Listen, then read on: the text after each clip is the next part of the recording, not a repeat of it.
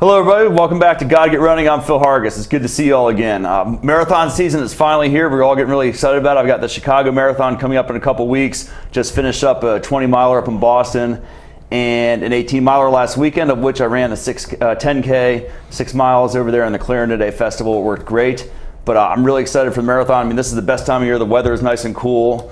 And just there's a different big marathon every weekend, including locally here, the Marine Corps Marathon, which we'll get to in just a second. But right now, I'd like to welcome back to the show Chris Farley. Chris, it's great to see you again. Good to see you, Phil. It is the best time of year. Autumn is the best time of the year, man. I mean, you got football season here, and of course you got the marathon season, like you said. And we got a great guest here today. We do. Yeah. And we have Rick Nealis with us today. He is the race director for the Marine Corps Marathon. Rick, it's great to have you on the program. Thanks for joining us. Hoorah! I tell you, we're 33 days out. I mean, you got to be excited. I mean, the Marines are pumped. This is an anniversary year, so you know every year is special. But when you do anniversaries, you know the 35th. We have a lot in store for our runners this year. Well, good. Well, and we want to get into this year's race. First, can you tell us a little about yourself and how you got into race directing and how you used to run marathons? You were just telling us. He's a glutton for punishment. Yeah, I guess. Well, I have my PR at Marine Corps. Ran it in 1983, the year Farley Simon, the first male Marine to win Marine Corps. And then to move forward pretty quickly, Oprah changed my life. I met her in Charleston, South Carolina at the Cooper River Bridge Run. Persuaded her, enticed her to leave Chicago to come to Marine Corps because she had spoken out against the beef and the hormone industry, and there were some threats on her life. And we pretty much had told her and the people that work for Harpo Productions that the Marine Corps could protect her. And so she left Chicago, came to Marine Corps, and then a year later I left the Marine Corps, worked with her security company and formed a running security portion that went over to Greece, took custody of the Flame for the Atlanta Games, and then when we gave the Flame to Muhammad Ali, the Marine Corps hired me back. So I've been with the Marine Corps putting on the races for 17 years. Wow. Yeah, that's a pretty good get to get Oprah to come to your race. And you also had, and since you touched on that, I want to touch on another famous runner you had. You also had Al Gore underneath your race direction, We right? did. Each one is really pretty special. 1997, I kind of joke about, the year Oprah ran in 1994, it rained. 1997, it rained. So my motto is not to have anybody famous, because if they come, it rains. But Al Gore, as a parent and having daughters, was enticed by his two daughters to run about 8 weeks out, and he took the gauntlet. And what was amazing was, he was on the campaign trail, starting, and the Secret Service had to find time, for him to get the miles in. So as a runner, he was squeezing them in anywhere he could. And what made it really probably remarkable that year was again, like I said, it rained. It was one of those years we had a death at the start line. So the Secret Service was quite nervous. The fact that, what happened? What caused that person to die? The Marine Corps is punctual. When we say we're going to start that race at 8 o'clock, it goes like clockwork. Yes. And this happened to be that we couldn't start on clockwork, so it caused them a little concern. Sure. Yeah. So the 35th anniversary, I mean, you got to have a lot of exciting activities like lined up, special promotions and...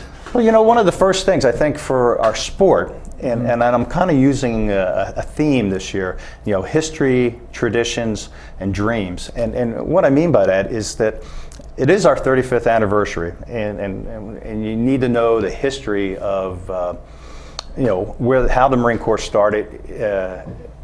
With the Marine Corps Reserves in 1975-76 timeframe. It came over to the active duty side in 1978. But more importantly is This is the 2,500th anniversary of the Battle of Marathon. I mean, that's where the name of our sport comes from when the Athenians beat the Persians on this in this little town of Marathon. And so one of the things we're doing is we're going up to Boston, because the sister city for Marathon in Athens is Hopkin, and they have a flame, and we're going to take custody of the flame, bring it down to, well, we're going to go to New York City, we're going to go to Philadelphia, the site of Tun Tavern, and then bring it into Washington, D.C. And really, it's to make all the connections between the importance of the Greek flame, which honors the Athenians, which honors the run of Philippides, who ran that historic run to give the message of victory. And really, every marathon runner, when he runs, is really bringing that same kind of message from his heart and his soul. That when he go across that finish line, this is victory. It's a personal victory. There's some reason each one of us runs, whether we're trying to get a PR, or we're running for a loved one, or we're running for a special anniversary. And so even today, 2,500 years later, we're still remembering that race, and I think that's one of the things we're doing. And you've got a number of events lined up for the weekend, including the marathon, which is how many people this year in the marathon? Well, we have 30,000 registered. But come race morning on October 31st, Halloween, we will have about 22,000 finishers. So, which is quite remarkable. I mean, 22,000 puts us at the 4th largest in the United States, behind New York, Chicago, Boston. And do the marathons get bigger every year? You have more registered entrants every year? Or do you try to cap it at 30,000? I cap it at 30,000. And the reason, Phil, is when you look at it's very important, again, the history. For us to finish at the Iwo Jima Memorial, that is the Marine Corps icon. We get a lot of energy from that statue and what it means. And I think our runners get that same energy, because, as a marathon finisher, you know that when you hit mile 26, you've been running on flat ground, and that last 300 yards, we're going to make you run up Marshall Drive and run up that hill to the base of and you're going to earn it. So we keep those traditions alive. 22,000 marathon runners. It's only 13 acres, so it gets pretty tight. It gets a little tight. So we're not going to get any bigger. You can't really get out of there in a hurry, because you're just running 26 miles. You can't really move that fast. Well, we'll talk a little about the course that you talked about, the finish, which is, both Phil and I have run. It is the best finish in all marathons, I believe. But talk some about the course and what the runners can expect. Okay.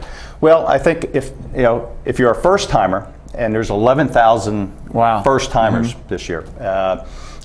One of the key things that I tell first timers is to focus on their running and allow the event organization, leave that up to the Marines. That's what they're good for. They're going to have water on the course. They're going to have the porta potties. They're going to have your medal when you finish. So when you have 11,000 first timers that have some butterflies and so on, that it's not New York, it's not Chicago, and it's not Boston. And by that, what I mean is that all those races are focused on world records. They're focused on speed. They're focused on what is the best course to get the fastest time. I'm just the opposite. I don't have prize money. We don't really have elite runners. It is the People's Marathon. And by that is that I want to try to showcase the beauty of Washington, D.C., Northern Virginia. I want to, show the Indian summer. The leaves are changing. So if there's a monument or a statue, we will turn and make the twists and the turns to show as many of those monuments and statues as we can to our runners.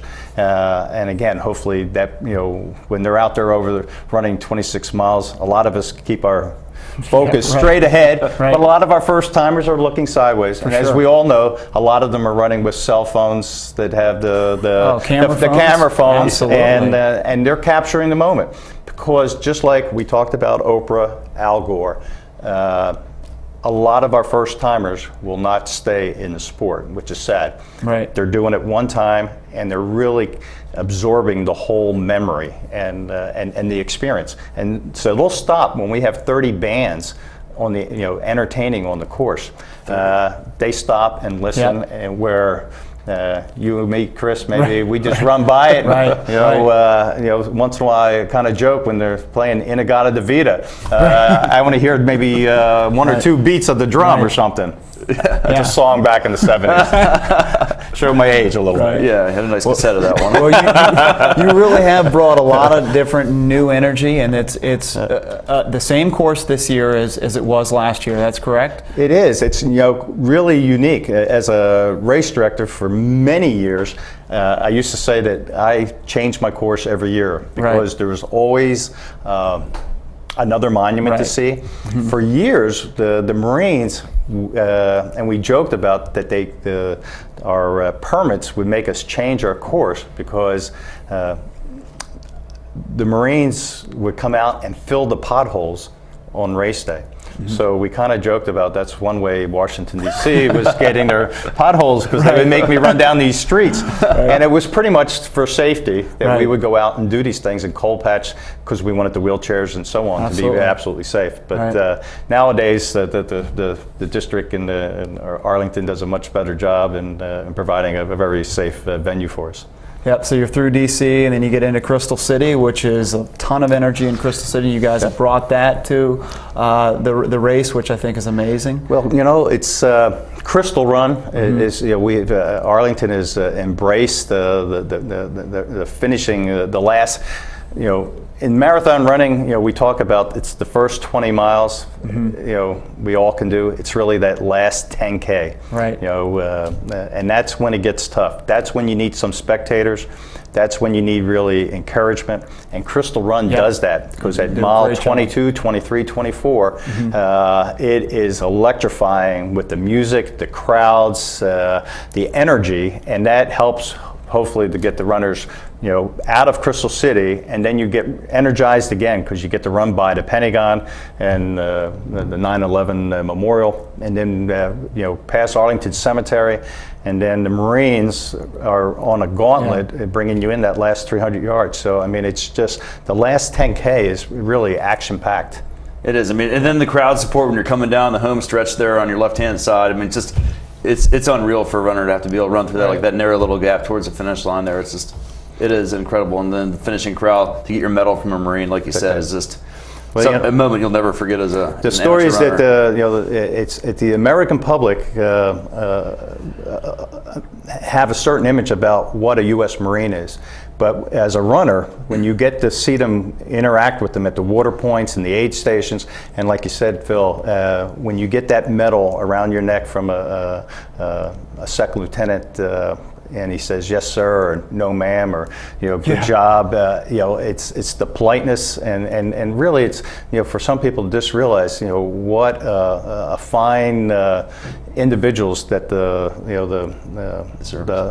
husbands and wives turn over their sons and daughters to the Marine Corps, and it's just really a true blessing. I'm literally getting chills just like even thinking about how great this is. I mean, when I did my first one back in 2006, I remember it was Halloween, was like 3 or 4 days later, it was like a Tuesday, and walking across the Key Bridge into Georgetown to all that mayhem down there, and just like looking across where you just run over there a couple days before and like look across along everything you just run and what you just done, just gave you like such an incredible sense of accomplishment. And you can see it all right there. It was awesome. Yeah, it's a fantastic race. It is, and you guys give a great experience for the runners. You also give a lot of neat experiences for the spectators, and we talked about a lot of the great places to spectate. But is there ways that family members and friends can follow the athletes during the day? There is. There's a couple things. We're getting ready to come out with something new.